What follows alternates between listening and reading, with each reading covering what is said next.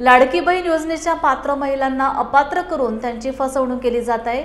निवडणुकांआधीच्या लाडक्या बहिणी आता सावत्र का झाल्या असा सवाल काँग्रेसचे विधान परिषदेतील गटनेते आमदार सतेज पाटील यांनी विधिमंडळाच्या अर्थसंकल्पीय अधिवेशनात केला आहे। आमदार पाटील म्हणाले, महाराष्ट्रात अशी कोणतीही योजना नाही की पुढच्या महिन्याचे अनुदान बहिणींच्या खात्यावर सरकार जमा करते। महायुतीच्या जाहीरनाम्याप्रमाणे 2100 रुपये देण्याची तारीख अजूनही सरकारकडून जाहीर केली जात नसल्यामुळे आमदार पाटील यांनी लक्ष वेधले की ज्यावेळी योजना चालू केली त्यावेळी सभापतीमध्ये 10 GR काढलेत।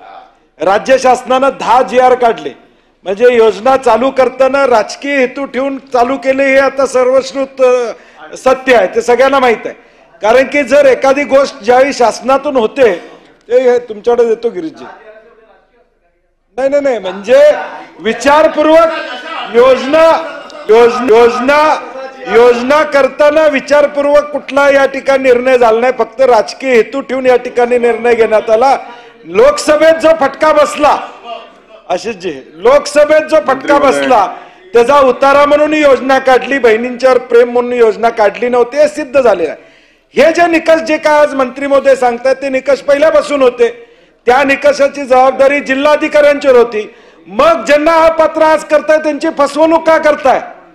ज्यांना तुम्ही आज अपात्र करताय त्यांची फसवणूक का करताय? जिल्हाधिकाऱ्यांच्या अध्यक्षखाली कमिटी होती, तुम्ही GR काढला, एक अशासकीय सदस्याचा अध्यक्ष तुम्ही केला, कायद्याने त्याला अधिकार दिले हे मान्यता देण्यासाठी। खाली तुम्ही लिहिलं स्थानिक ग्रामसेवक स्थानिक अधिकाऱ्यांचा सर्ट घ्या। मग याची पडताळणी झाली होती का नव्हती?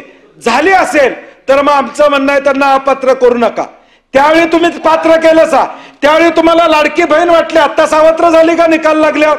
आता सावत्र झाली का तुम्हाला निकाल लागल्यावर?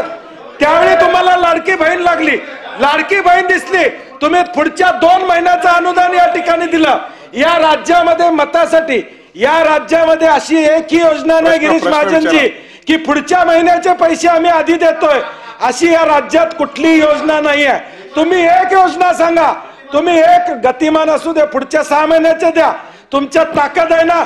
आमचं जाहीर आव्हान आहे, एवढी बहीण लाडकी वाटत असेल तर 2025 वर्षाचं अनुदान तुम्ही त्यांना द्या, या 1 वर्षाचं अनुदान या ठिकाणी द्या। भाऊबीजेला तुम्हाला लाडकी बहीण या ठिकाणी आठवली, 2 महिन्याचं अनुदान तुम्ही दिलं, ताबडतोब निकाल लागल्यावर हे अनुदान थांबवायचं काम या ठिकाणी केलं। 2100 रुपयाची तारीख या ठिकाणी सभापती महोदय सांगितली जात नाही। आमचा स्पेसिफिक मुद्दा आहे, ज्यांना तुम्ही अपात्र केलं जिल्हाधिकाऱ्यांच्या कमिटीनं हे पात्र केलेले हे सगळे आहेत, त्यांना परत पात्र या ठिकाणी करणार आहात का? निकषात बदल करून या ठिकाणी तुम्ही भूमिका घेणार आहात का? डाटा तुमच्याकडे उपलब्ध होता, KYC झालेला डाटा तुमच्याकडे वेगवेगळ्या डिपार्टमेंट्स आहे, त्याचा उपयोग तुम्ही त्या ठिकाणी का केला नाहीत? आणि त्यावेळी लाडकी असणारी बहीण आता का सावत्र वाटायला लागल्या असा प्रश्न। आणि पुढच्या वर्षभराचे गिरीश महाजनजी म्हणले तसं वर्षभराचे 1500 किंवा 2100 रुपये ऍडव्हान्स दिले तर तुमचा जाहीर कोल्हापूरमध्ये मी सत्कार करतो।